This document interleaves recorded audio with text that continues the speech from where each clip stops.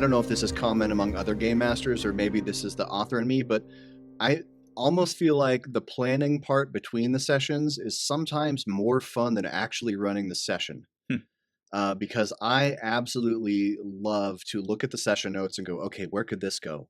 Where could that go? Oh, I could connect this thing to that thing. That's some of my favorite stuff when I realize that maybe some moment of improv happened in the session, and afterwards I'll go, you know what? This guy could actually be that guy's brother. Hmm. That's so fun to me. And then I can connect things, make callbacks to other things, or tie things together that don't even require the players being there. This is just fun for Jim. And things like, that I can build all the bits of the story that don't directly involve the players. I can still build all that and use it in other ways. And first of all, you have to take good notes. Right. But that is really the joy for me, is when I can come up with reasons for things that didn't always have reasons. Like in that shopping example before, when I said that the cleric spots an idol of their deity, except this deity has horns. Right. I might not know what that means when I say it in the session. It might just be off the top of my head, but I'm going to write that down. I'm going to write down deity with horns question mark. And then after the session, I'll think about that and go, what in the world could that be? And then I'll eventually find a way to tie it to something else that's happened or something that I was planning to do in the future. That's a trick that I always use, is if I don't know what's supposed to happen next, I'll just end on something weird. Right. And then trust myself to figure it out later. Like you want to end a session on a high note, like they're just about to open a door to the boss's lair, or they've entered a room in a dungeon and slots open up and it starts to flood. You want to end on something really exciting like that, right? But sometimes it doesn't work out that way. Sometimes they get to town and you've run out of time. You get to town and you look over in an alley and you see a pair of red eyes in the alley staring at you, and you hear a low guttural sound, and I don't know what that is. I'm going to figure it out later. And that's the fun for me, is after the session, then I go, okay, what could those red eyes be?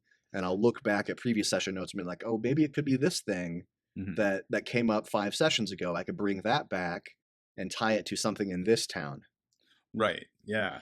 Maybe that beady red-eyed creature, once they encounter it, also has the holy symbol of the deity with the horns on his head, right? There you go. Yeah. And that way you're connecting the dots between sessions. And I think you're absolutely right that is the best place to spend your energy as a game master. Like, I have my whole campaign prep process to give you a structure before you start.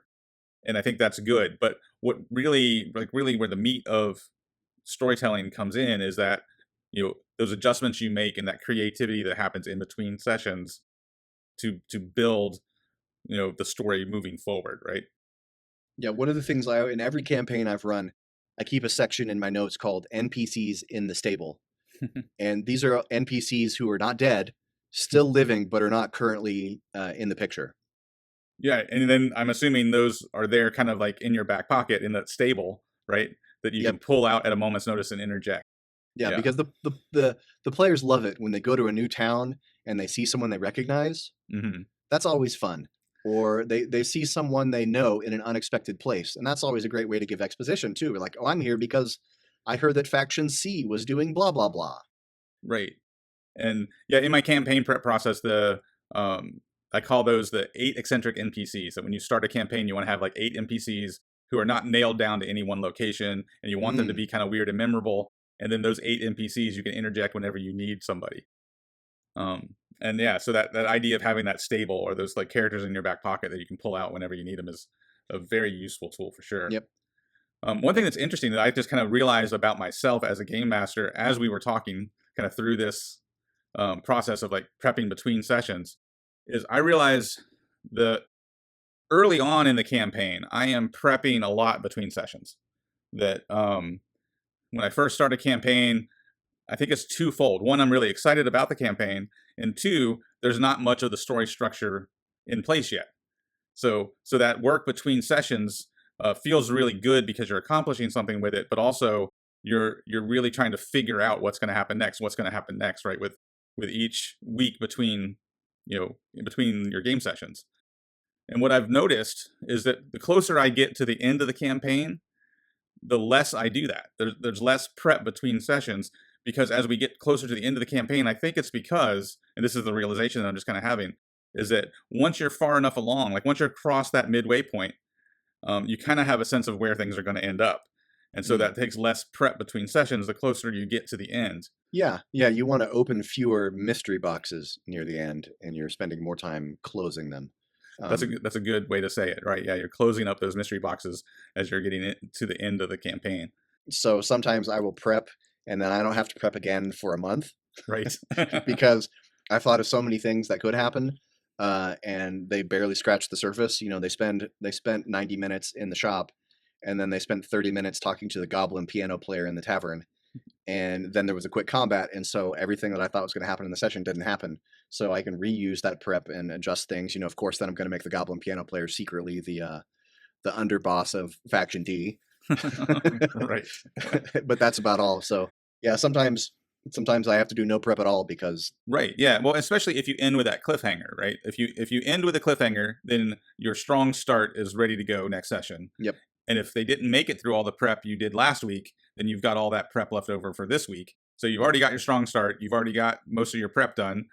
And I think that's the momentum, right, of the campaign. I think when the campaign's kind of firing on all cylinders, you can find that momentum. yeah, and also especially if as you go along, if your players become more engaged in defining their own goals, Right. then you have less prep to do in general.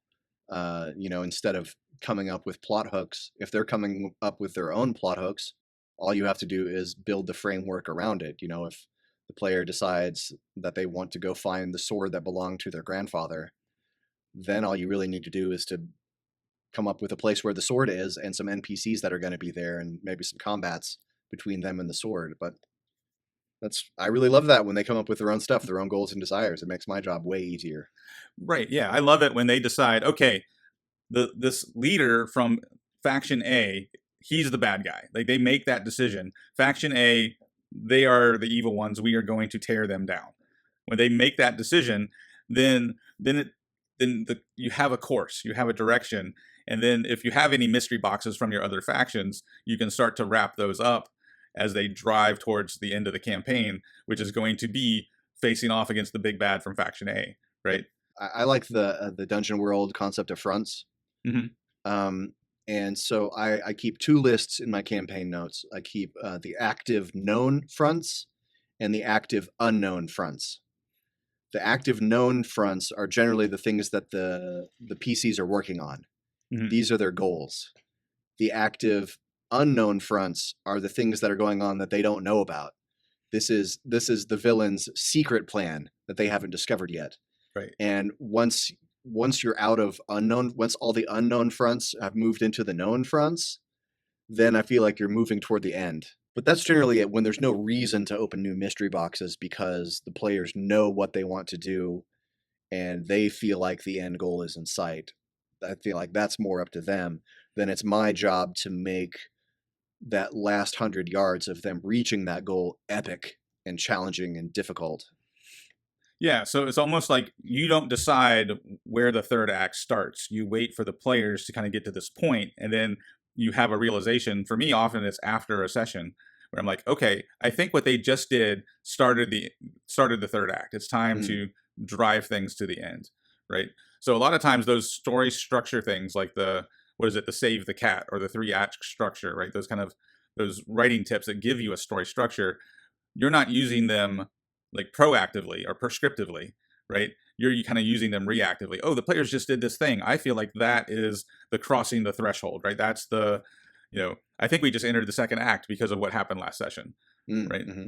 Kind of, so you're kind of retroactively fitting the players' actions and the events of sessions into a story structure versus prescribing those things out ahead of time. The difference between a mystery and a thriller is in a thriller, you generally know who the bad guy is up front, and you know at least some of the bad guy's plan. But in thrillers, the villain drives the action because the villain has a plan. They have steps to accomplish that plan. And then it's the hero's job to disrupt those steps. That's what the hero's goal is in a thriller, is to insert themselves between the villain and their goal and stop them from achieving it. And I feel like in tabletop games, the action should be driven more by the heroes. Hmm. but you still need a villain who completes all four of those steps I mentioned back at the beginning of the interview. You got to know who your villain is. They have to want something. Something has to stand in their way, and there have to be stakes. Something has to happen if the villain fails to get what they want. If you have all four of those things for your villain, you have more than a cardboard cutout. And so some of those fronts that the players are facing will be directly involved with the villain's plan. And so the villain is going to try to do something. The heroes will thwart that plan. And then the villain needs to pivot and come up with a new plan. And when you get to the point where the villain is either the villain is probably very close to achieving their plan, the villain has one last desperate attempt. And if we combine the Lich and the volcano, the villain's final plan is going to be that the Lich has to figure out a way to release water elementals into the volcano, the base of the volcano, which will make it erupt. Then, that can be the third act. The epic battle is stopping the Lich from transporting the water elementals to the side of the volcano. Yeah. The villain needs a plan, and your villain needs to adjust when the heroes get in the way of that plan. Yeah. Well, and that's perfect to hear you say that the villain has to adjust, right? Because I call my campaign prep steps the get even campaign prep process. And the reason I call it that is because there's, two simple locations, 4 feuding factions, right? Each step is an even number, but I also call it get even for that exact reason right there. You want to think of your villains as trying to, get that plan back in place after the players mess it up. How's the villain going to try to get even? How are they going to try to get back on track after the players mess things up? Yeah, well, going back to you can't have an idyllic setting where everything's fine because there's no dramatic tension, right? Mm-hmm. Going back to that idea, the reverse is also true. You can't have a villain whose plan is so good that the players are never going to be able to stop it, right? Yeah. You want to find that sweet spot in between where there's these conflicts that are about and the players can get in there and muck things up even more until you land on a story that's going to take you to a conclusion. Yeah, and I guess to tie all that together with player agency, but also a villain having a plan, I think in a thriller novel, you start with the villain's plan.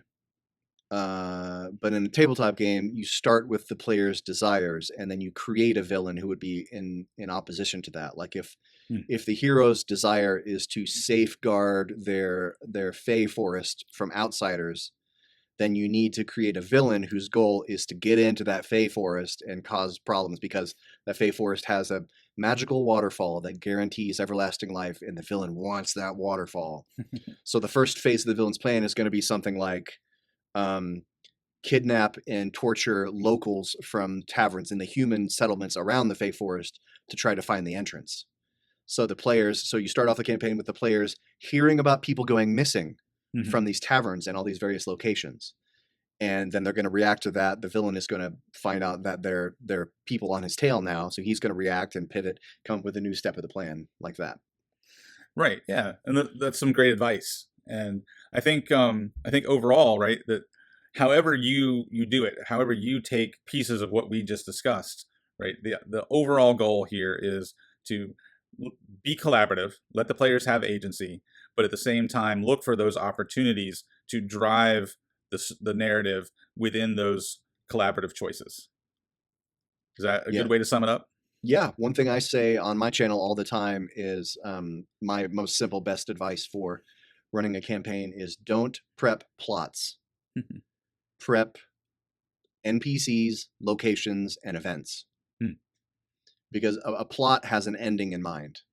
Right. But an event is just a thing that happens, and then your players decide what the plot is through their actions in reaction to the event. Yeah, that's a good way to describe it all. So that was an excerpt from a larger video I did with Jim from Wizards and Wordslingers.